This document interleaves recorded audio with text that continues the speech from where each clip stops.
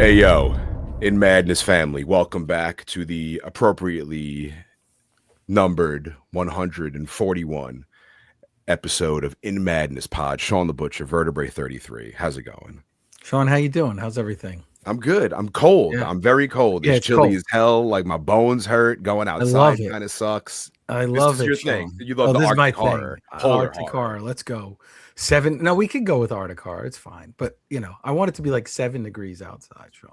No, you want the Shining kind of shit. No, I'm all right. Absolutely. Welcome to the premier podcast, In Madness Pod, on all of the socials at In Madness Pod, inmadnesspod@gmail.com, because I'm going to start hitting up everybody to jump into the mail sack for your favorite moment of the year of In Madness Pod. We want to hear all about it, whether it's an email or a voice note or whatever you want to send us. inmadnesspod@gmail.com. You can check us out right now on YouTube with our very special guest. Make sure you like and subscribe and comment. Give us the 5-star reviews on everything. Check out the In Madness Spotify playlist, which we're definitely adding some Moontooth to after this episode, and who knows what other songs will come up through the duration of this conversation. In Madness Spotify playlist, the greatest of all time. Happy In Madness Monday. If that's when you're listening, we drop a new episode every Monday, except for the next 2 weeks. We just did the pre-show talk, and we announced that the next 2 weeks we're still dropping an episode, but it will not be on Monday. But there's 2 very special days that come up in the next 2 weeks. So that's when we'll be dropping the episodes. So we'll worry about it then. Spread the madness. Tell everybody you know about this show. So for 2026, we can be in everybody's Spotify Wrapped. You can get a shirt and a mug for the In Madness psychopath in your family at inmadness.com. And what mug do you have for this show, Vertebrae? So I have the Death Star, Shawn, because that's no moon. I have to theme it, right? We covered that. We did that movie. I know that reference. You learned it from me, Shawn. You learned it from me. Shawn, I just learned, and we're going to get to our very special guest, but I just learned that the Golden Globes now are nominating podcasts for Golden Globes. We're in. So are we not we're not nominated this year? Not only are we nominated, we won already. What podcast is better than In the Madness Pod? I think 0. Something to work for next year, and you can go and accept it, because I wouldn't go, but you could go and accept it. I'll FaceTime. You could FaceTime from the stage when I'm like, that's perfect. You love us. Yep. You really love us. And you'll just be there in the dark. I'd be like, put your fucking light on, please. I'm bright today. Anyway, I would like to welcome our very special guest, a close personal friend of mine, a man I have smoked 1,000 joints with. We blew up the same hotel bathroom for 3 days straight in Atlantic City. I have spent a lot of time with this man, new uncle, Vin Rome's, bassist of Moontooth. My man, Vinny, what up? What's up, fellas? Thank you for having me. How you doing? Doing wonderful. You're at the studio right now, right? Yeah, I'm at our home base of Westfall Studios, and we're just hanging out here tonight, and everyone went home, and now I'm just hoping that the ghost of Westfall doesn't haunt me during Is there a ghost at Westfall? I don't know. It's a little creepy when you're here by yourself. I would assume maybe a little ghost, but this is new info because I'm at Westfall a lot, and I kind of feel like there's a shadow. It's just Lepardo, but I feel like there's a shadow. Hey, clean up your shit. Yeah. What mug do you have for this episode of Vin Rome's of Moons? I'm using Anthony Lepardo's 100 Years of Winnie the Pooh coffee mug. That's fantastic. Yeah, I'm hiding the fact that I'm being a little bit of a dirtbag tonight. Yeah, he's got the Coors. What is that? The Banquet? Oh, yeah. Yeah, the Banquet's the good one. I'm gonna drink a beer. This is how we get into the vibe on In Madness Pod, no matter how you decide to enjoy the podcast. How's Uncle life? Your new uncle as of like 6 minutes ago. How's Uncle life is great. So my little sister had a baby girl, and she's just a sweet angel. Like it's a little intimidating being around such a tiny human being. One that is like my forearm is bigger than, but she's great. I was chilling with her on Sunday, got to hold her, got to hum to her a little bit. And I don't know, I feel like, how like in the Grinch where they say your heart expands or whatever. I feel 3 sizes, yeah. Yeah, it definitely went up a few sizes. So it's been great to see My parents become grandparents, and my little sister become a mother. Shout outs to Britt. Shout outs to Dan. Hell yeah. Family. Long Island family. Yeah, she's the coolest Romanelli. What's the age difference between you two? I think like 4 or 5 years. Yeah, I'm 6 with my brother, and we were always like punking each other out for like the whole lifetime because it was just the gap just far enough to be like cool, but not really. Where you're still just beating the shit out of each other. She was great growing up. Like, you know, you have a younger sister, but she would always entertain playing catch in the front yard with me, and you know, she would listen to her, you know, her kind of music, and I would try to like sneak in Metallica, System of a Down, and Blink-182 in there. So she likes some cool shit now too. It's hell yeah. Yeah, it's good. It's been good. My man Vin Rome is bassist of Moontooth. You got a lot going on with Moontooth. You dropped this new song, Eyes, that I think is badass. Shout outs to Nick Lee at the end, screaming his ass off. I'm sitting there listening to the song, and I was like, who? That's not Carbone. Who is doing this yelling? And then I found out it was Nick Lee, guitarist of Moontooth, and I immediately hit him up. I'm like, you need to be like in a hardcore band and just in the audio, just losing your mind. This new song is great, and then you just dropped another new song. Yeah, Trudge. So it'll be out now while your audience is viewing it. But it's cool. I was talking to one of my clients today, and I was showing him the new song, and he was like, "How would you compare this Trudge to the last single, Eyes?" And I was like, "Eyes is like a really delicious, like greasy cheeseburger. It's just mid-tempo, really heavy. You know it's going to destroy you later, but for the time that you're having it, it's just it's wonderful." And then I think Trudge is like going to like a gourmet burger spot where it's a little healthier for you, but just as delicious. But they both have their spot when it's necessary. And when's the new EP come out officially? So we're doing the single thing because that's the way of the world these days.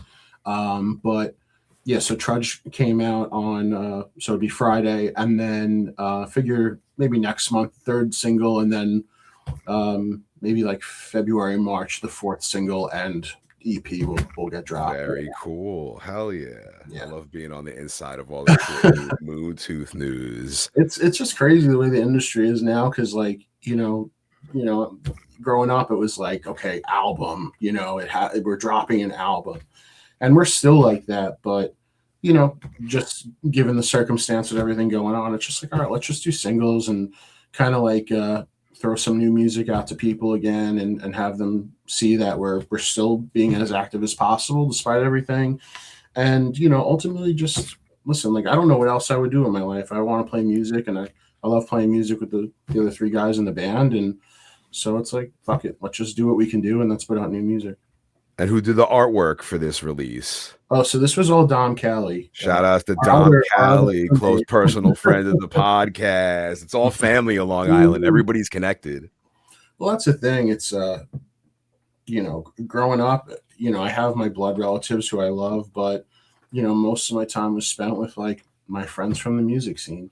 And, you know, Dom did all the artwork and the layout stuff. Shawn Ageman shot the video. Shout out to Ageman, lost becomes another close personal friend of the podcast. Yeah. I'm shooting a bass playthrough video for this song Trudge at Hot Chicken Mama, which maybe you'll come hang out at. Shout out to Hot Chicken Mama. Yeah, we need to make a close personal friend of the podcast. Yeah. So it's all intertwined, and honestly, I want it that way. Vertebrae, you did artwork for Moontooth, right? I did, yeah. And you know, I just first of all, Vin, can we call you Uncle Vin? Like Uncle Vinny? Uncle can Vin, that just Uncle be Bob. the thing now? Uncle okay? Bub. He goes by Bub. Yeah. Uncle Oh, he Bob. goes by Bub. Yeah, Okay, yeah. all right. I didn't know that. Shawn has dragged me into this Long Island scene, right? He drags me out of my house to shows. But I'll put you over and say that I think Moontooth Live is such an incredible band, and the times, even you know, at the old Amityville, where it's half the size or whatever that it is now, just intense moments. And you know, as Shawn knows, right? I don't want to go out that much, Shawn, but I went and I stayed. And the times I've seen, and when he goes out, he the doesn't want to entire stay, and he stays. That's the important part. Yep. the entire time. So fantastic. So I'm very excited for the new material. And it turns out when he tries to bail, he gets caught anyway, and he has to come back in to get a T-shirt or a CD or whatever. Yeah. Sean's used to it. He doesn't even ask where I went. He just turns around and I'm long gone. But I think I'm going to be there on the 19th, Sean. I'm going to try to make it. Yeah, we've still got a lot of cool shows coming up at AMH. We still got to find a way to record this goddamn podcast. Yeah, it's gonna be a fun end of year and a fun beginning of year. You're in another band too, Vin. Tell me about this other band you're in. Yeah, so it's been a crazy year. Aside from putting out this new Moontooth stuff, speaking of keeping it in the family, but like, I've been friends with the Cryptodira guys for like over a decade now, and share a living space with our drummer Matt. Their last bass player quit for whatever reason, and we were having beers in the attic one day, and he was showing me their newest EP, Genesis of Error. And I was like, dude, this is the best shit that you've ever put out. And he's like, yeah. And, maybe a beer or two into the conversation, he's like, yeah, so-and-so just left. And we might be trying out like this new guy for bass. And I was like, dude, like, what the fuck? You could literally yell and I'll hear you from my bedroom. Like, you're not going to ask me first, I'd be down. So I was like busting his balls. And then, about a month later at a birthday party, Scott and Mike kind of cornered me and we had this conversation. And after a few more talks, it worked out to where, bass player of Moontooth and Cryptodira, but with all the homies. Yeah, man. That's awesome. That's a beautiful Also, thing. Beers in the Attic. Sean, is a great good band name. Very good band name. The first thing I thought of. Yeah. It's got to be like a very rock and roll sounding band, right? Beers in the Attic. Yeah. How long have you been playing bass, Vin? So I got into bass guitar when I was like, I think it was like 15 years old. So when I was younger, I was like super into, I did like martial arts for a little while. I didn't know that. That's cool. Yeah. I don't tell all my secrets, a little martial arts. I love baseball and hockey and football and whatever else. But I had scoliosis really bad, which is like the curvature of your spine. Shit. And I think it was like 16. I went under the blade and they like broke my back and put all these like rods in my spine and all this hardware. And I was kind of like bedridden for a summer. Yeah. Whoa. And so I'm laying there, and it was like during the All-Star break. So there's nothing on at that point. And, I was kind of, all I had was like my CD player at the time. And I always loved music. I remember being like a little kid, like rocking out on the rake in the backyard instead of doing the leaves and getting in trouble for it. But yeah, I would say probably around 16, my good friend CJ, I was like, hey man, I think I might get a guitar, because he played drums. And he's like, don't get a guitar, get a bass, because I know like 20 guitar players and I know one other bass player. So I was like, all right, fuck it. Like, why not? And then I discovered like Jacob Astorius and like all these other crazy bass players, and Rex Brown and Dan Les Claypool, Les Claypool, Flea. And I was like, all right, like bass is fucking sick, and it just worked out. It was the best thing ever, because if I played guitar, I probably wouldn't be in Moontooth, because there's no way I'm going to be better than Nick Lee at guitar. Nick Lee is Long Island guitar fucking legend. And I love his guitar, like the tie-dye looking splash one that he's got. It's so crazy. It perfectly embodies his playing. Very colorful personality, for sure. That's exactly how I started playing bass. I have a 5-string Ibanez Ergodyne sitting here that's been collecting dust for the last 20 years, but it still reminds me of my days I used to play. We were going to start a band, and it was me and my two buddies, and we were going to be the next Green Day.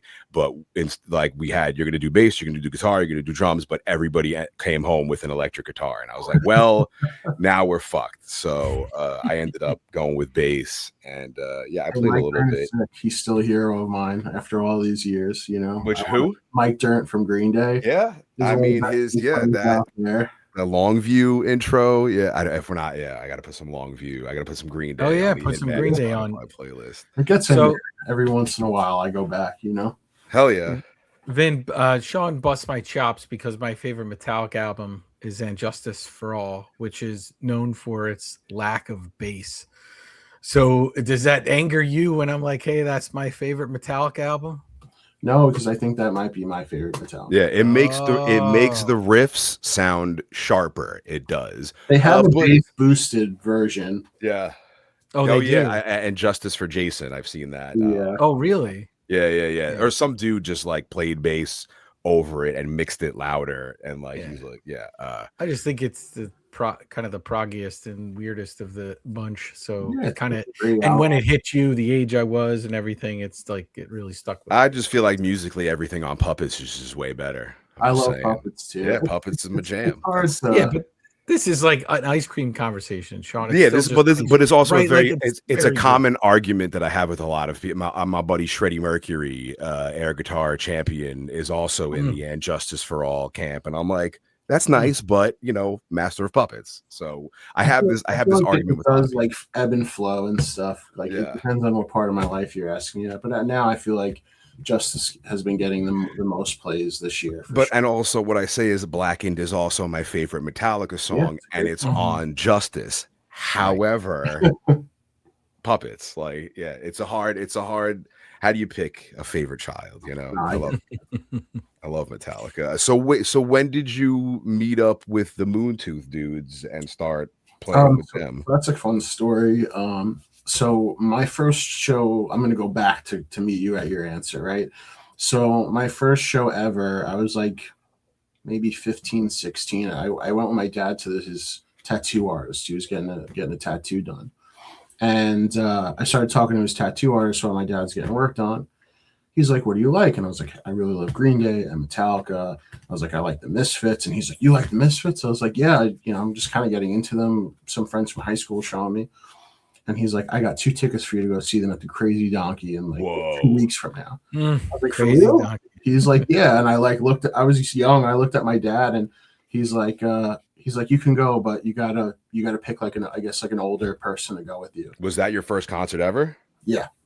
So I called my older cousin Frankie in. She like loves this kind of music too, and she took me. And the band that opened that show was this band Exemption, and Exemption had Nick Lee on guitar, Ray Marte on drums, and their buddy Tom on bass. So I remember being blown away by them and thinking that they were much older than me because of like their talent level. And I like got a CD. I went home. I told like all my friends about it, and then they wound up playing another show somewhere local, and I brought like a few of my friends with me, and they were like God tier. And then I found out they were like a year or two older than me. So fast forward, I play shows with them, like me being in another metal band at the time and stuff.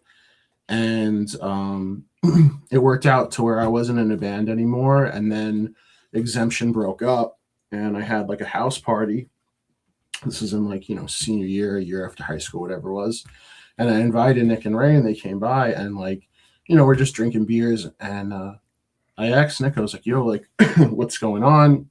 If you're starting anything new, I'd love to like at least try out, like entertain that with me, And he's like, what do you want to do? And I remember being kind of drunk, and I told him, I was like, I want to be like Dave Grohl, dude. That's my guy. That's who I want to be like. And we were laughing about it. And then a few months later, he like called me. He's like, what are you doing on Tuesday? I was like, I don't know. You tell me. He's like, I'm going to come over and we'll start jamming. And we started jamming on Storm Hill. I remember that the opening riff of that was the first one I worked on. And then a week later, he's like, we're going to take some band promos and you're going to meet the singer, John. So I've never met John before. First time I met him, he's already the singer of this new band that I'm in. And now we're brothers like, 12, 13 years later, whatever. Mm-hmm. It's crazy. Carbone's a beautiful human being. I love that you guys have been together on this whole ride, and like these Long Island house parties is kind of where a lot of beautiful shit goes down, because I know I didn't grow up in Long Island. I don't think Vertebrae didn't grow up in Long Island. I grew up in Queens. I didn't know. I moved out here in like the end of high school, beginning of college. That's when I started like coming out here and learning what like a fucking Long Island house party throwdown is all about. And like it's kind of like being at a show, like you just the network and the connections that you make and the friendships and the weirdos you meet and the people who come and go, like that kind of thing, the Long Island house party bond is a strong one. And that's how I met a bunch of like you dudes and all your crew. Like it's just pockets of different people. So, I mean, tell me about the legends of Bub House. Oh, okay. So yeah, so Bub House was, so there was Centerville, which was in Belmore, and that's where like Nick and John lived, and they would do like all these really cool like parties and stuff like that. And then going there, playing Moontooth shows and just hanging out with them, I wound up getting a house with like three of my best friends. And, I just wanted that so badly to be like, I love entertaining. I don't necessarily like going anywhere, but if I could have everyone come to me, I love it. I'll do that all day long, no problem.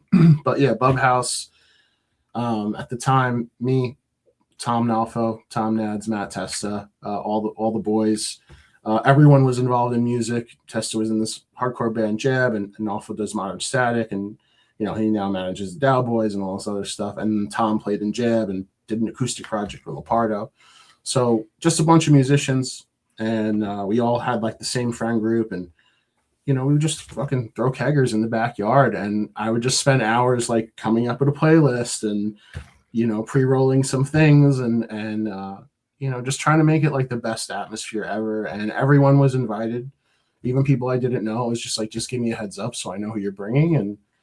And it was really magical. We'd have like 150 people in the backyard, just like listening to metal and whatever kind of music, and drinking, smoking, having a great time. It was beautiful. I love it because you still bring that vibe, because every time I'm out with Vin Romes is the first person to put a shot in front of my face. And I'm like, no. One of the last times I ever drank hard was with you and fucking Capozzi from Lost Becomes, when we were in the basement. I don't remember whose basement it was, but that was at Midvale. That was at me and Ageman's house at the time. Yeah. At the basement bar, drinking whatever Seagram's. I don't know what we were drinking, but I think I didn't eat dinner that night. So I spent the whole night again with my head in the toilet, mid-30s. And I'm like, I gotta stop doing this. I hate and I can't handle my liquor. I try to. So, but I was like, I gotta stop. That's why when we were in Atlantic City, I was like, no shots.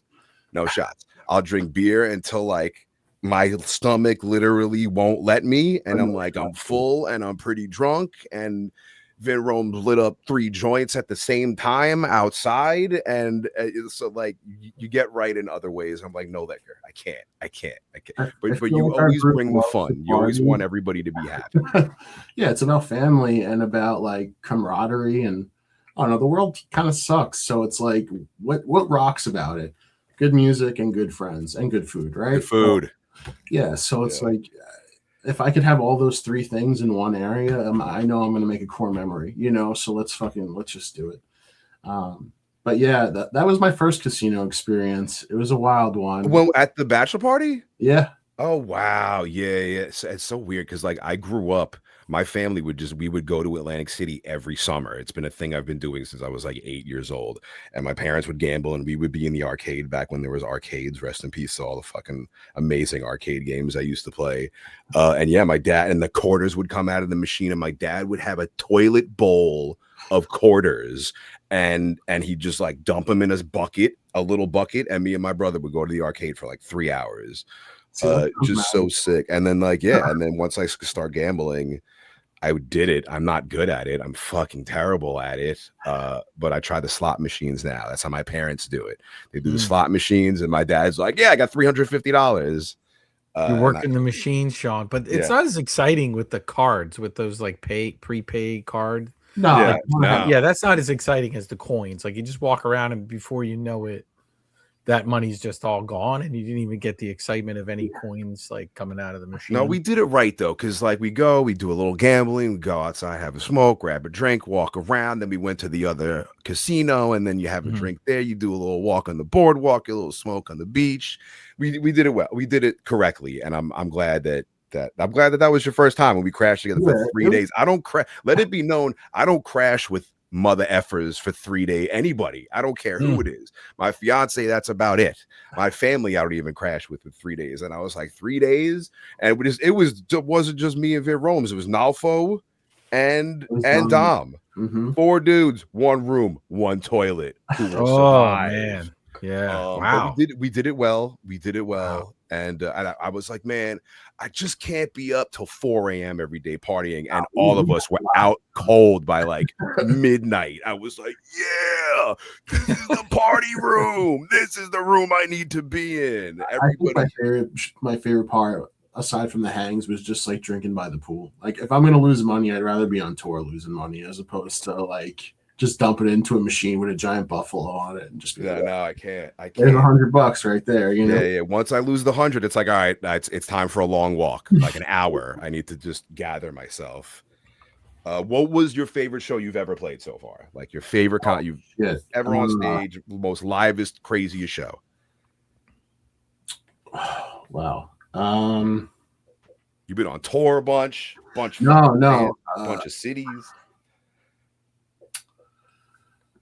So I would say I'm gonna give two answers. Hell yeah. Cool. Hell yeah. Like the comeback shows, like post, Nick Lee's like health issues and stuff. The most recent one, and then the one at Brooklyn Monarch. I remember just like after the Brooklyn Monarch show, I remember just like walking off stage into the back room and just like sobbing, like tears of just like joy and relief and just like, guys, we did it, like it was just this huge fucking thing to get over. And then the most recent one at AMH, I remember looking out at the crowd during like Ebb Flow, which I think we opened the set with, and like I saw the boys from Johnny Booth, so one of my best friends, Tom Nads, my sister, Matt from Cryptodira, and I just remember like my eyes getting watery and like, this is why I love doing this,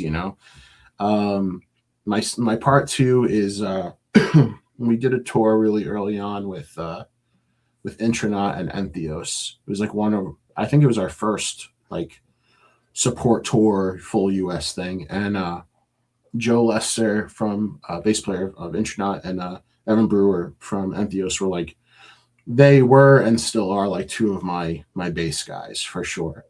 So getting to hang out with them, become friends with them, and share the stage with them, and just like watch them every night, it was like something I would never forget. So I would say those are the 2 answers for that. That's sick. That's I mean, that awesome. show we did in the beginning of January, that was this year, I think. That's how we started this year. I always scroll back to that and I look at that and I'm like, this is how we started the year, with a fucking party at AMH. It was the best start to a year I've ever had. Yeah, Intronaut, that's Shawn, I did artwork for Intronaut. Did a few shirts for them, tour shirt for them, and they were out with Mastodon and another kind of shirt early on. Worked with Sasha, and it was a great time working with Intronaut. Good dudes. They toured with Mastodon, and it was Intronaut, Mastodon, and Kylesa on that tour. Yeah, and I had done merch for Kylesa too. So I've told Shawn I got this close to a Mastodon gig that felt good, but it's coming. I promise. I had two of the 3 bands on that tour. So yeah, cool. Intronaut was one of those bands where it's like when you go on tour, you meet like the headliner or whoever else on the band, and like some don't give it up right away. Like they kind of they're like a cat. They feel you out. They walk around, and then maybe about like a week and a half in, you'll like run into them at a coffee shop or just like in the green room. I'm like, all right, let's have a conversation and be friendly. Like Intronaut was just like, what's up? Bottle of Jameson, beers, our stuff is your stuff, whatever you need. Here's like Wi-Fi password. Yeah, just upfront, awesome.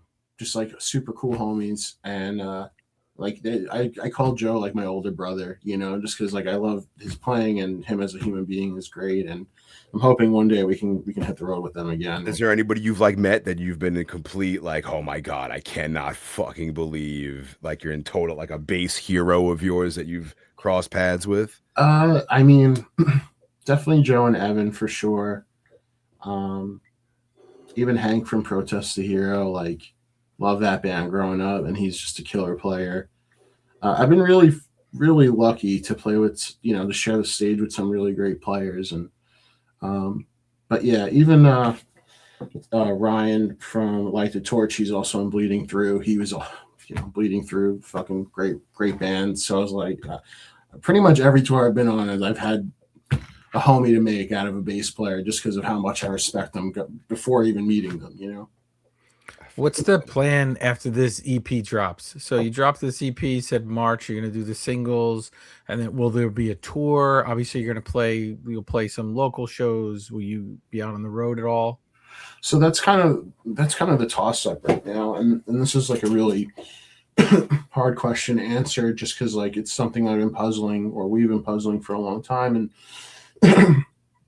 the desire to play shows is there from all of us. And I think that the demand from our fan base is definitely there.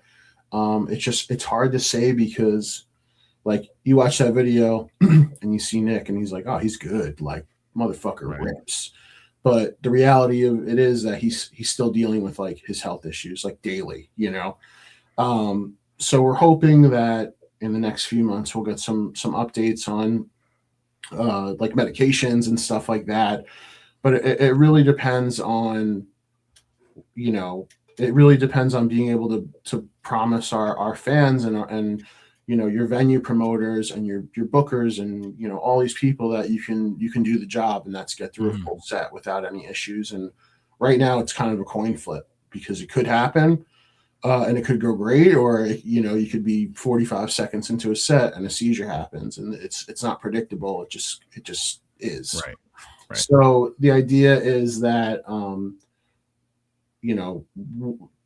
something I learned in therapy over the last few years is like, you can only control like what you can control, like what's in your hands. And as of right now, the only thing that we can control that is in our hands is that we can make music together and we can put it out into the world.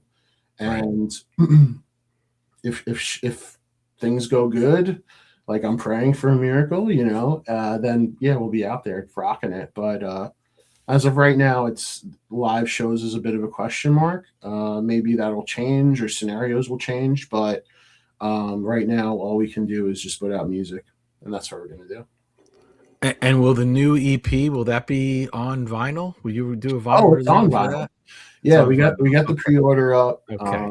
I'm good then, Shawn. I'm good. Vertebrae loves vinyl. That's what the V in Vertebrae stands for. So yes, I can hype that up. So we got two variants. One is like a smoky transparent red variant, and one's a smoky transparent purple variant. And the idea of this is if you look at the album artwork and you look at the color of the vinyl, it's to emulate like bruising and flesh tones, right? So if you pre-order the vinyl the first month that it was out, we have really special edition like alternate covers. One is like a gold foil, and there's only 5 of them. So if you pre-ordered the vinyl the first month that we had it out, 5 people are going to get that variant for free, no charge or whatever, like almost like a Willy Wonka like golden ticket kind of thing. Cool. Oh, nice. Yeah, and then from 30 days after release to Christmas, there's going to be 8 like silver options. So if maybe 8 people will get that, and then I'm thinking about doing one that people can buy that'll be super limited, maybe 25 copies or something. That'll come out in the new year. Yeah. So he likes limited edition shit. I do, but the silver it sounded pretty good too. Well, pre-order that record. Maybe you'll get one. Is it up now? I feel so out of the loop. If you go to Bluetooth Bandcamp, it's all right there. All right. Well, we've been talking a lot of music. And this is a movie-driven pod as well as a music-based podcast. And a dream-driven podcast. And a dream-driven. Yeah, Vertebrae was talking about his dreams last week. I have crazy dreams. But Shawn, before we get to the movies, I have to just interject. So I had a dream the other night because we talked about my dream, which was a sequel to Halloween 3, and my dream when I was sick, which was a sequel to The Thing. I don't know. I had some dream the other night, and I woke Mrs. Vertebrae up in the middle of the night to tell her this dream. It's so random. So I was like at a place, and I was a Denver Broncos fan. Don't know why. I'm surprised you would even admit that on the podcast. Well, I'm a Philadelphia Eagles fan. I know you are. True. But in my dream, I gotta go, guys. Let's see. In my dream, it's worse than that, Vin. I grew up down there, so it's 4 for 4. It's all 4 teams: Flyers, Sixers, Phillies, Eagles. This is the cross I bear. and my mom who watches right now is like, yeah, go Birds. But I don't know. In the dream, I was in a weird place where the guy said, I didn't say I was. He said I was a Broncos fan, and then he said, "You think you're 6'1", which I'm not 6'1". And he said, "Now you're 1'6", and he shrunk me down to 1'6", and I was running around all over the place. Like, And Honey, then I Shrunk the Kids. he put me in a cardboard box, and then I kind of just woke up, and then I woke my wife up to tell her I was 1'6". All because you were a Broncos fan? I don't know what the connection is on that. Maybe I fell asleep during the game. I don't know. But these are my dreams, Shawn. I will say about Philly. Well, I can't get I really can't get behind the sports teams. I have gone to a Flyers game, and it was one of the nicest places I've ever been. I really enjoyed a game there, and I will say that playing Philly is one of my favorite cities in the entire country because the people there rock. People, it's just like it's a cool art community. And good food, obviously, and just like wholesome people, unless you put a jersey on them, then it changes, Yeah, of course. But see, the thing is, it's passion driven. I love it. There's the flip side of that passion, right? In fans, the fanatic, right? That's what it's short for. So, like, they are very passionate about things, but they can equally get as angry about things. And growing up down there, I saw a fight in a crosswalk once where the people were passing each other and they happened to bump into each other, and then words were given, and then there was just a brawl in the crosswalk, and then other people joined in, and then everybody just kind of left. Like, it wasn't a big deal. There no cops were called. They just kind of tired each other out and left. So we're good. It's definitely the Philly way to do things. Yeah, apparently so. But Shawn and I were down. We were down in Philly for a little bit. Shawn, remember that day? We did a live Instagram from Philly. Didn't we? What the hell were we doing there? Oh God, from the spot. Yes, I do remember. Yeah. We were both down in Philly, happened to be down at the same time, and then we did a Instagram live where we were walking up the street, but we didn't get in a fight with anybody. So no. Me and Nalfo saw Metallica at the Link this year, which was sick. I will say, if I can come back to, like, if I die, I could come back as anyone. I would want to be Gritty for a day. That's a Flyers mascot. Yeah. I don't know if you want to pull a picture, but he's such a dick and makes me laugh harder than just about anyone on this planet. And I just like admire the freedom of being able to dress up and just fucking fuck with people. He's a wacko. He kind of looks a little picture of him on the socials. The best part about that is, Shawn, when they introduced this mascot and they're like, we're going to have this mascot for the Flyers, and it's Gritty. As soon as they introduce him to people and they put it online, everybody hated it. It's within like 2 or 3 days. What happens with people is then they get angry that too many people hate it, so then they got defensive of it, and then that rose up, and that's what stuck of it. It's like, you know what, it is messed up, but that's us. We're also messed up. We're also got the googly eyes, and we're also crazy looking and do weird shit. So yes, we now embrace it. Literally within a week, he went from like, this is an embarrassment to this is the greatest thing this thing has had since. Now he's got his own T-shirt, I'm sure. I got a Christmas ornament. I got a little statue in my room. Yeah, Gritty's got a ton of merch. Amazing. We should have him, Shawn. We should have him on. We should get him on the podcast. I'll hit his DMs. Maybe I won't get the FU button like Stephen King gave us. Well, before we talk about any movies, did you ask Santa for anything this year for Christmas, Vin Romes? Oh man, new bass guitar, new headstock. The Music Man bongo I got, it's not here, otherwise I'd show it to you. The orange one I played at that Moontooth show. So I got home from that Protest the Hero tour, and before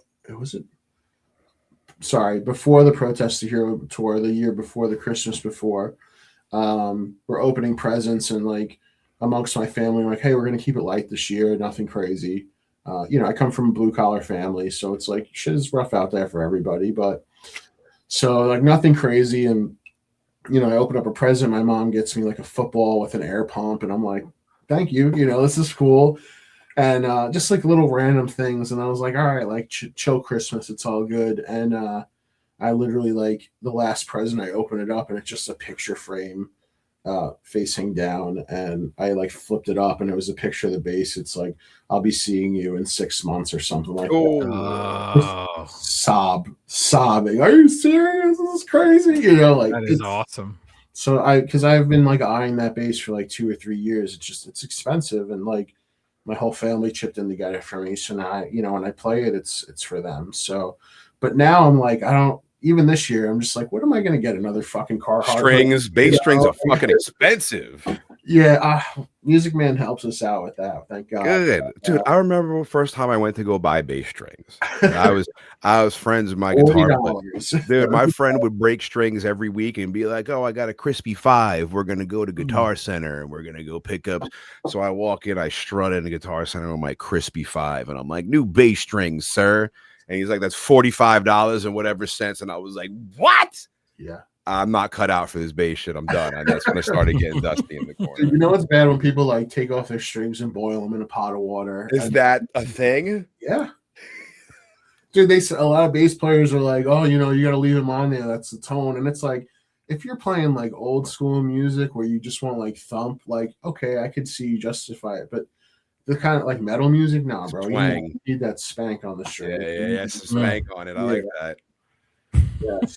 So no, I'm happy, man. Like my family's healthy, and I can still make music at 35 years old, and I'm just trying to get back on the road this year as much as I possibly can, or next year, whenever, God willing, whenever it happens. But like, I'm very fortunate. I have a great family. I have great friends. I'm healthy.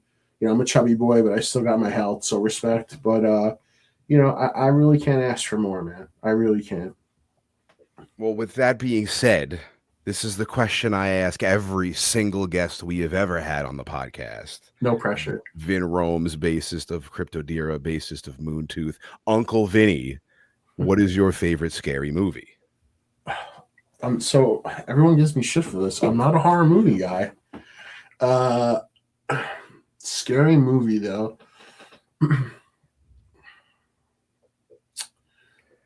So I like the Halloween movies. I feel like when you talk about scary movies, I'm more into like thrillers. Like I like a good storyline. I'm not all about mindless gore and stuff like that, but I would say I'll give it up to the movie that's probably fucked me up the most, and it would probably be like when I saw Midsummer, that kind of like broke my brain for a week. So I'll give it to them. What is it, Ari Aster, right? Yeah. I think so. Yeah. That'll mess you up a little bit if you're not ready for it, for sure. I had a question here for you guys. Actually. Okay, yes, he said he met while we were having wings and beers. Rome said he was gonna come loaded with some. Yeah, I wanted to. Oh no! All right, I'm ready. I'm ready. Forgot about this. Actually. My Christmas list. You want to know what's on my Christmas list? I tried not to make it like holiday thing, but that's one of my questions. So, what's a movie that you've seen in your life? Whether it be as a kid or as an adult, what's a movie that like warped your brain or really like changed your perspective on things? For me, my answer was like the first Matrix. I remember seeing that and like not getting it at 10 years old, but like being really interested in it and then reading on it and watching it again and again. And like that perspective has like definitely infiltrated my adult brain. How about you guys? You go first, Vertebrae. Well, I mean, listen, most influential movie, right, in my life, Shawn, was Star Wars, because that's what got me drawing, right? So if you do that, it didn't warp, well, it warped my brain into drawing Wookiees and droids and stuff, but it didn't really warp my brain. You know what's funny is I have to say, Shawn, it might have been, it really wasn't a horror movie. It might have been Apocalypse Now. The first time I saw Apocalypse Now, it just really messed me up. And I just couldn't get my head out of it. And there's stuff with Kurtz and all this. And then Shawn, early on, what I always do is find out it's based off a book. And then you got to try to read the book. So that kind of warped me. But that movie really kind of messed me up when I saw it. I probably saw it, if I'm picking something like not like horror based or whatever, I probably saw it kind of too young. And it was, it's a serious movie. But that sticks with me a little bit. I've never seen it. I got it up here. What a great cast, though. Yeah, incredible cast. You should absolutely see that movie. Apocalypse Now. I'm saving that. I'm going to try to watch that before the end of the year. You'd be surprised how many quotes are in it that get repeated throughout daily life, and you'd be like, "Oh, Uh-huh. I know where that's from. Oh, this is Apocalypse Now. Oh, this is Apocalypse." And every like heavy metal intro, they've used it for Poison the Well. Like every band has used Interesting. I gotta Apocalypse check Now this out. intros. Yeah, And people would mention it, Sean, if I'm reading like Starlog and all this stuff with science fiction, they would refer to it. And like, I didn't know what it is they were talking about, but it was like, you got to kind of see this. And my buddy rented it or whatever on VHS. And I was just like, I don't know what, like, I don't know if I should be watching this or not, but it was just kind of, the copter and I don't want to give anything away, but it just, there's a bunch of that stuff. The Doors song that's in it and everything just kind of messes you up. I mean, Alien 3 is what fucked me up completely because it was the first horror movie. I mean, so either that or like The Crow. Like The Crow was like the greatest thing I've ever seen. I was like, this is, and just the way it was done and how it was dark and gritty, something like that. But even then, I remember like The Crow was one of the first rated R movies I've seen, but it wasn't a horror movie. So then I was like, I was obsessed with that. I've mentioned it before on the podcast, the image of the alien up to Sigourney Weaver's face when she's got the shaved head. That was everywhere. And I had all the toys and I was so intrigued, but I felt like a poser because I hadn't seen the actual movie. So I didn't see Alien. I didn't see Aliens. I just went to the thing and I rented Alien 3. And I was like, this is going to be the first horror movie I'm watching. I have to like stomach it and make it through. And the first death that happens is some dude literally like explodes and his blood and guts go everywhere. And like, I remember I gasped and like I turned off the VCR and I just had to go outside and like play. And I don't remember how old, 11, 12. I don't remember how old I was. And that was all I thought of was that dude exploding. And I was like, how was that real? How did they do that? Like whatever. And then that's how I watched the rest of the movie, was in like increments. I would have to like watch, and then something fucked up would happen and I'd have to stop again and I'd be like, or like close my, I still watch it till this day. And I remember it like my first time watching. I'm like, oh, this fucked me up right here. So I'll give a shout out, Sean, to an honorable mention. So obviously the horror movies stick with me. We've talked about Alien when I saw it after eating probably 75 Slim Jims at a way too young of an age. And this is going to age me, but I don't care. Everyone already knows I'm old. My father took me to the movies to see a movie called Outland with Sean Connery. And I was way too young to probably see that movie. And it's in space. He's a sheriff in space.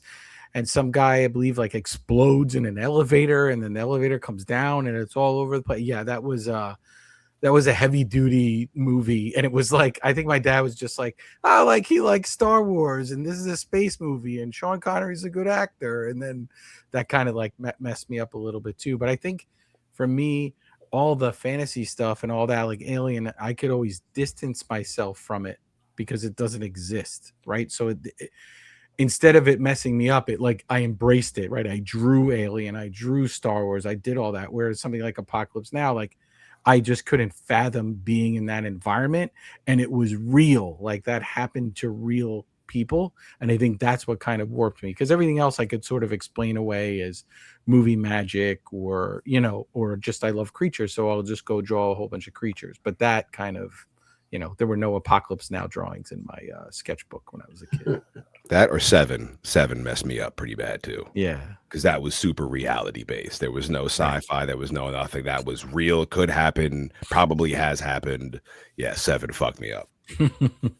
I feel like I grew up in not a hyper religious household, but definitely like family goes to church on Sunday kind of thing, and it's always the demonic shit that gets me, bro. Like that shit fucks me up. Where even at 35, like I can go to sleep, but like if I watch anything like The Nun or some crazy shit like that, I'm like, it's a little stressed out when I go to bed, What is your experience with The Exorcist? Because that was I saw it later in life, and I thought it was cool. But I remember, I think it was Chucky. I remember being like a little kid, like 7 or 8 years old, and I had older cousins, and I went and slept over my cousin's house one day, and my oldest cousin Dami had the Chucky doll, like the real one, and my other cousin Rudy, who's a year older than me, like he made our aunt like lock the Chucky doll in the closet every night when we go to sleep. Ah, that's great.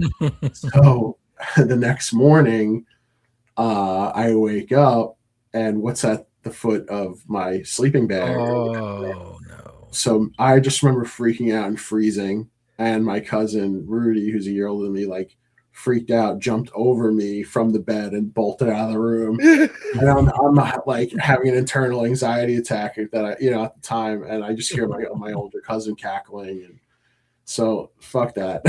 Fuck Chucky. I can't do it, So even if it's not a horror movie, new movie, what any film, what's like something you saw this year or something that you saw recently that you're like, this is my shit right here? So I was like thinking about that before because so what I do in my day job is I work with like special needs guys. Like I'm called a direct support professional where essentially I'm an older brother to these guys and I just help them integrate them into the community and do all these cool things. But I have one dude who's awesome, big movie guy. He just wants to talk about like, John Cena and Alien and like all these cool things, right? And so me and him go to the movies at least maybe once or twice a month.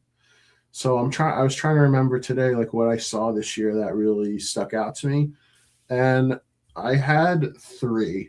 Okay. One was One Battle After the Other. I had it on my to-do list with Leonardo DiCaprio. It's great. That's all I'll say. That's what I've heard. Weapons, which I saw with a bunch of the boys. That hot topic on In Madness Pod. Hot topic here. Okay. Right?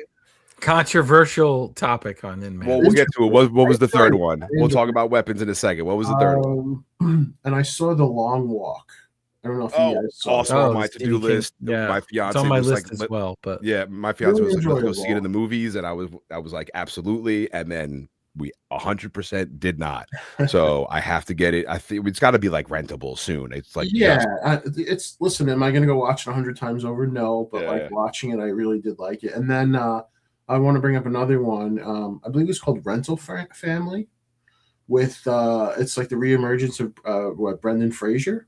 Did you ever hear about this movie? It was like a lower movie, I guess, but essentially he's like a struggling actor in Japan, and he gets a job where he works for this like acting company where he's paid to like tell lies for other people to enhance their life, kind of thing. Kind of a trippy concept, but he was one of my favorite actors growing up as a kid with like Bedazzled and The Mummy and all that stuff. To see him reemerge now, I'm still enjoying going to see any movie that he's in. But that's another one you might want to check out. Elizabeth Hurley's in it. What a babe, huh? Jesus. Being like 10, being like, oh my god. Jesus. Even now, Jesus. Her and the Lamborghini Diablo. I was just Yeah. like, wow, I like ladies and cars, and I know this real early. Without ruining anything, weapons. Let's talk about weapons for like 2 seconds. What was your overall thought on it, Vin Rhomes? I just thought it was fun. I went with like Lepardo and a bunch of the bubs and everything. It was like a boys' night out a little bit and just random put together last minute. And I pushed out on that one. I'm sorry. My brother-in-law did too. He was mad at me. I was like, dude, I didn't mean to leave you out or whatever. But going to see a movie with Lepardo is great because he gives you all that like commentary in between scenes. And he's so funny. He makes a bad That's movie. what Lepardo does? Yeah. Oh my God. To me, it was a really enjoyable movie. And then the fact that I had him there and his commentary just made me laugh even harder. But really enjoyable. Fucking homegirl Ruth from Ozark was in the movie. And, Silver Surfer, yeah. So it's an enjoyable experience. I wanted to get my girl to watch it, but she's not into like scary horror movies or whatever. So I'm I'm surprised you went to see that, being that you're not a big like scary movie guy, and that was one of the big scary movies of the year. One of the things I like to do is like I like to look at a movie's cast but not watch a trailer. Like I don't want to know anything about it aside from who's in it and who potentially is it directed by. That's unique. And based on those two things is no like trailer. I'm going to go for it. And I don't want to know what it's about because I hate when you go see a movie and like you see a trailer and it's like 4 minutes. And it's just like a lot of the cool scenes are in the trailer. And I get it because you're trying to get people to go see it, but like I'd rather not know. So like Weapons, I remember like I just saw like a kid running across the street or whatever. I was like, I don't know what the fuck this is. Creepy, just creepy. Yeah, Yeah. I was just like, I don't know what this is, but everyone's saying that we should go see it, and all the boys are going, so fuck it. And it was great. It was a good time. But I like the Marvel stuff. I saw Superman, which is DC, obviously, and Fantastic Four. What'd you think of Fantastic Four? I just watched it on Disney Plus. It was cool. I mean, I thought it was one of the better Fantastic Four movies, and a Galactus. I'm a big Galactus dude. Yeah, listen, like I feel like after Endgame, it's been kind of hot or cold. That being one of the more warmer ones where I was like enjoying it. Like Guardians of the Galaxy was really cool. And then there's some snoozers in there that I probably won't revisit, but I'm not the biggest nerd when it comes to it, but I do enjoy those movies. Like, I get to let my inner 10-year-old come out and, see all these characters I've loved my entire life, Well, I want to ask you a question about my inner 10-year-old. Also, another question that I ask every single one of our guests on In Madness Pod. This is a movie. Well, it's one of the movies we discuss very often. How big or little of a Godzilla fan are you? So we've talked about this. We have, but not on the podcast. So if it wasn't on the podcast, I'm nowhere near the level of Godzilla fan that you are.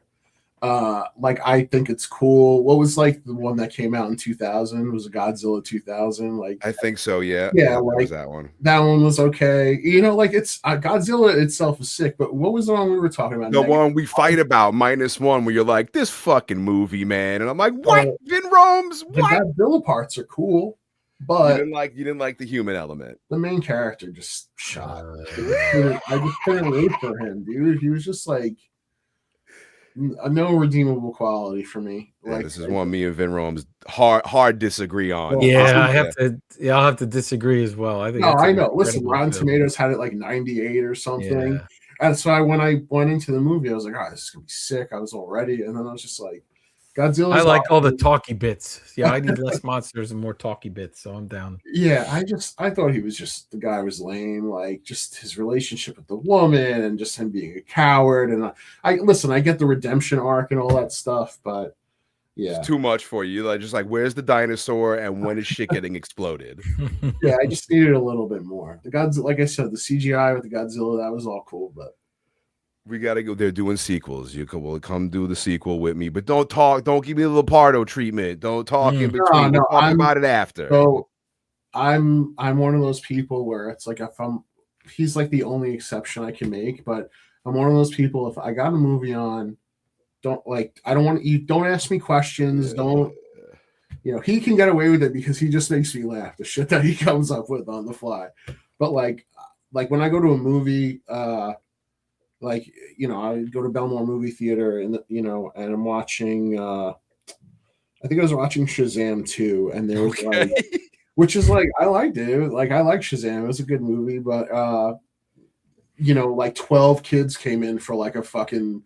A 10-year-old birthday party or something. And as soon as they walked in, you got to eye the adult that's leading them. Because if it was like my dad growing up, he'd be like, no one's making a fucking noise. And we would all just respect that, Mm-hmm. Now, these kids were like sprinting up and down the aisle. No.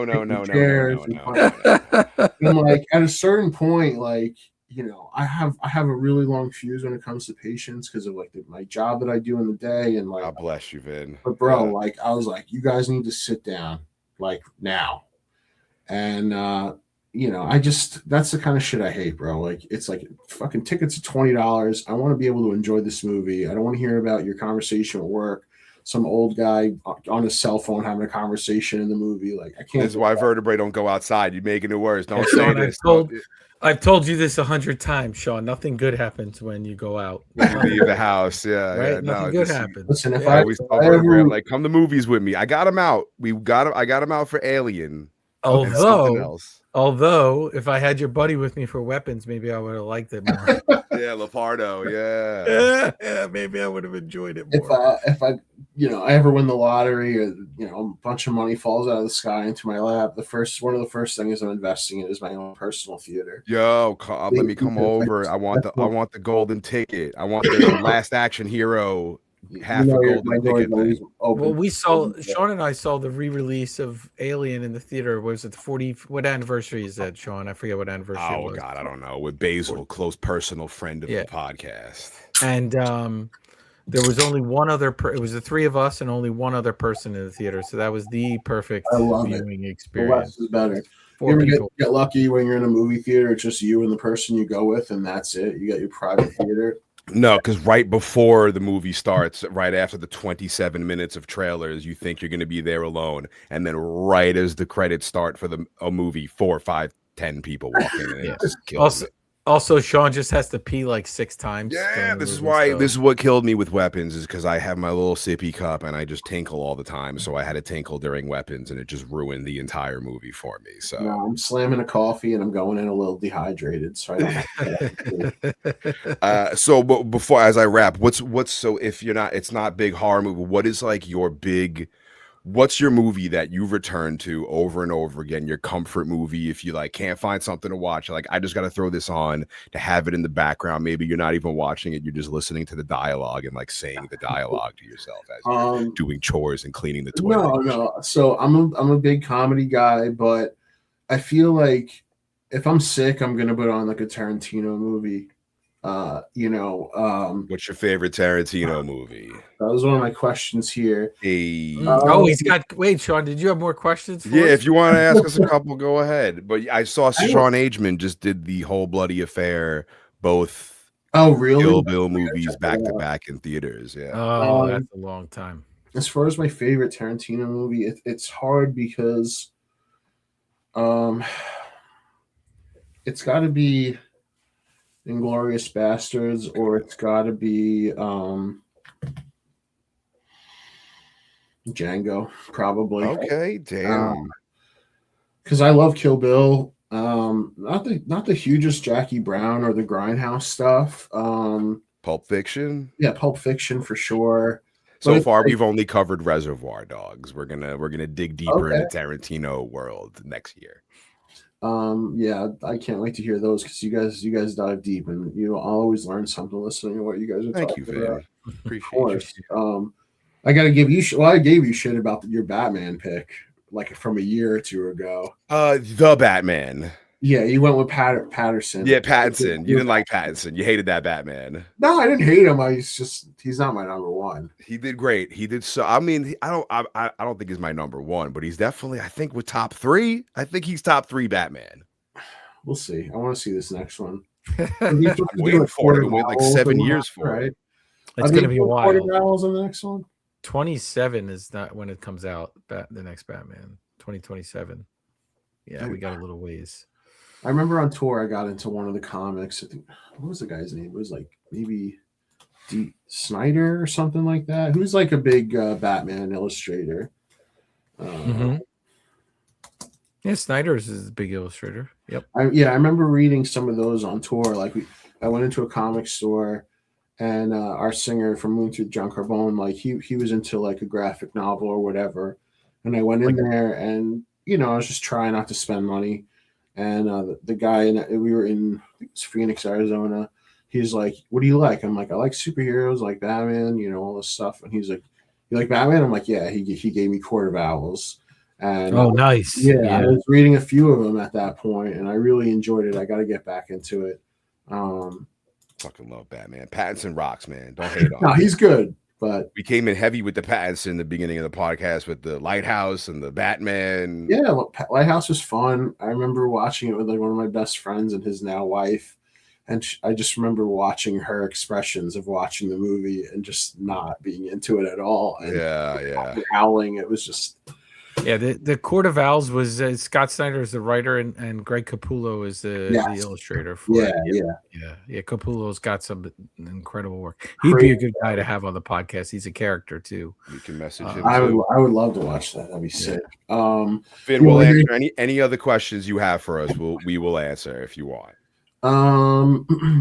So I'll give you the other one that I have. Yeah, we did Tarantino. We talked about it, The Matrix, Breaking Your Brain. We talked about movies of 2025. I had two other questions. Yeah. One would be, what movies did I miss this year that you would recommend? Oh God. I mean, do you have one, Vertebrae? I mean, you gotta see Frankenstein. Sean I doesn't still like have it. to see that. Yeah. Yeah, you Vertebrae's gotta see Frankenstein. love Frankenstein. Sean, not so much. Let me think. What else? It's hard. It's so hard when you say that because I gotta separate my brain to be what did I watch for the podcast And what was and this dive year? into and like what did I watch for like fun. Did you And guys it's hard watch to find. Eddington yet? I didn't see it yet. With No, everybody's talking about Joaquin Phoenix and yeah, stuff. he's a guy that I really enjoy. I haven't gotten a chance to watch it yet. I mean, Bring Her Back was a movie I saw this year that was the most like fucked up movie I have seen in a very long time. I don't know if you're gonna love it. It looks fucked up. Just it is so dark, and it was right when the Turnstile album came out. okay. So me and my fiance left the theater probably as down as you can be after this movie ends. You had to cut it And with we get in and fucking Turnstile comes on and it's like horns are blowing and shit. And we just slowly like turn the volume down to 0 and sat in the car in complete silence to like we were damaged by this movie. But everybody asks what movie is good this year, and I always recommend that one. All right, I'll check it out So for you. I just watched The Monkey on Hulu. Oh yeah, how was I really loved it. I thought it was going to be a straight up horror movie, and it ended up being very funny. I was laughing out. The girl from Weapons is in it. The Silver Surfer, she is in. I think she's in it. I'm almost positive she's in it. The Monkey, really good. There's an interesting cast in this movie. Yeah, fucking. So we started the year off, Sean, with the movie The Damned. Remember that was our first movie. The We got Damned a was really copy good. of it sent to us, and The Damned was a really enjoyable Arctic horror kind of, not a very graphic movie at all, just kind of like tension throughout it. So Yeah, you might like that, Vin. It's not yeah. too like it's just a little scary. It's not like gory. My problem is that I don't see anything in the theater. So by the time I'm ready to see something and then I talk about it, nobody else. That's why I need this podcast because nobody else wants to talk. They're like, we already saw that. What are you talking about? Did you guys hear about this movie or this TV series from 3 years ago? So I'm a firm believer of like things have to find you when you're ready for them. Whether it be an album or a movie. Like you can rush out to go see it and consume all this content, but like sometimes like I'll check out a show and I'll watch an episode. I'm like, all right, it's cool, but like even like Game of Thrones or whatever. I remember watching like an episode or two when it first came out. I'm like, all right, it's cool. And then fast forward like a year later, I had the time to like actually watch the full first season, and it wound up being like a great show. And I, obviously continued with it till the end. So I like doing that. Even like new records from 3-4 years ago, I'm just finding them now, and I'm glad I found them now because maybe when I found them when they first came out, maybe I wouldn't have been ready for it. So. I got a new record here, Sean. I didn't open it. I forget what it is. Should I open it? Open it on podcast. Go grab it. I'll tell my story real quick. I mean, Stranger Things is out right now, but I am in no rush to watch it because it's taken 7 years to come out. So now that it's out, I'm not like, oh my God, I need to watch it right now. Eventually, when I get to it, when you're ready. Do you watch it with your lady or is it just you? Yeah, no, I don't know. I don't think she's a big Stranger Things fan. So I think it might just be me. But even then, I'm still in no real. I'm watching old Simpsons episodes. If I'm being totally honest, I just go back to Mike Monaco from Cryptodira, man. Obscure Simpsons movies. My thing. Companion, good movie. Check out Companion. Companion and The Monkey were great movies, and they're not gory. I mean, Companion's kind of gory, but it's a really good. I don't mind the gore if it enhances the movie. It's a good story. Companion is definitely. I think you might like Companion. This is what I got. I forgot I ordered this. I'll watch this. What'd you get? This is Blut Aus Nord. Do you know them? Black metal band. Look at that cover. Oh, that's beautiful. Oh, is that planets? It looks like a big puffy, I thought it was a Thanksgiving balloon float. Oh, nice! Look, there's like planets inside too. We're doing this for everyone listening in their car. If Vertebrae takes a picture of it. Do a vinyl podcast next. Yeah, I love these guys, but I forgot This is Vertebrae's vinyl podcast. I forgot I ordered it too. There's another book over there, but I'm not going to put you through that. But so, speaking of shit from a few years ago, so I just discovered like Alcest Spiritual Instinct. It's from 2019. I just found it like 2 days ago, and this is what I'm listening to. Oh, nice. It's nice. Maybe we'll add Blood Us Nord and Alcest to the InMad Spotify playlist. Shit. And then, all right, let's see. This question was asked to me at Mary Carol's, the bar that I live by.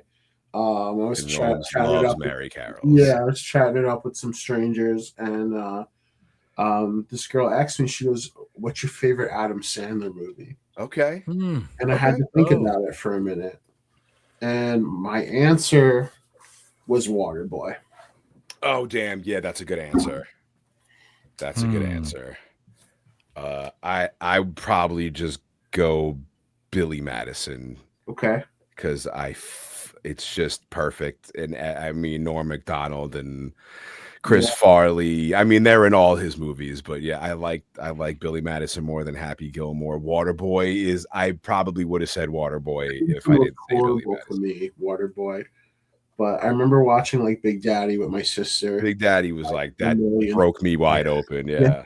Too emotional. That's emo Sandler. I'm not a fan of the emo. I think that's probably Vertebrae's favorite Sandler. No, I think it might be Happy Gilmore. If I just had to think of something that I kind of quoted the most, right? Like I think it's just like, get into your home. You're too good for your home. Like I've said that a lot of times in life. So I feel like it's Happy Gilmore. What about favorite holiday movie? I'm ready right now. Or Christmas movie, because it's top 5. Shawn, give us your top 5. Christmas Story. Yes. You shoot your eye out, kid. Easily number 1. Charlie Brown Christmas. Easily number 2. Krampus. I just watched Krampus like 2 days ago. Love, one of my favorite Christmas movies. Die Hard. Easily one of the best Christmas movies. 5th one. I don't know. I can't think of a 5th one right now, but those 4 are definitely. I mean, Christmas Story is my absolute favorite. Yes. That is my tradition every Christmas Eve. I mean, I don't have cable anymore, but for my entire life, when I had cable, they would show on like TBS 24 hours of Christmas Story. But now that I don't have cable, I find it on whatever streaming service, and I wrap my presents on Christmas Eve, and I watch Christmas Story for 24 hours, and that's been my entire life. And I'm a man of tradition, so I stick to that as much as I can. I think for me, it's Christmas Story. I think National Lampoon's Christmas Vacation, probably right there. Die Hard's right there. Shawn, I'm gonna throw out Prometheus right there because we said that was a Christmas movie. We did assess that it is a Christmas movie. My wife loves watching Emmett Otter's Jug Band Christmas or whatever it is, like these puppets and stuff. We always have. It's like it's stuck in my head because she's watched it a lot. But I think for me, Christmas Story, I'll add Krampus from us doing it on the podcast, Shawn. It became a watch for me. First movie ever. Disturbingly, I'm in the mood to watch The Exorcist because it was released on Christmas, and that was our first, year. And we did a Christmas, and now it feels like that, like time of year. Even now though you're craving Exorcist in your life. Yeah, even though it's nothing to do with Christmas, it just feels like, it's about that time to watch it. We've warped you, this podcast. What about you, Vin? What's your favorite Christmas movie, Vin? So I'm going to say number 1 is probably going to be Elf, just because. Okay, damn. See, I knew good ones were going to keep coming. Yeah. Elf, just awesome. Because like the nostalgia I have of like watching it with my sister and my dad every year, like that was just our routine. Will Ferrell is just one of those human beings where like he could literally sit there and do nothing, and he's still hilarious. He's still gonna fucking cry from laughing. Bad Santa for sure.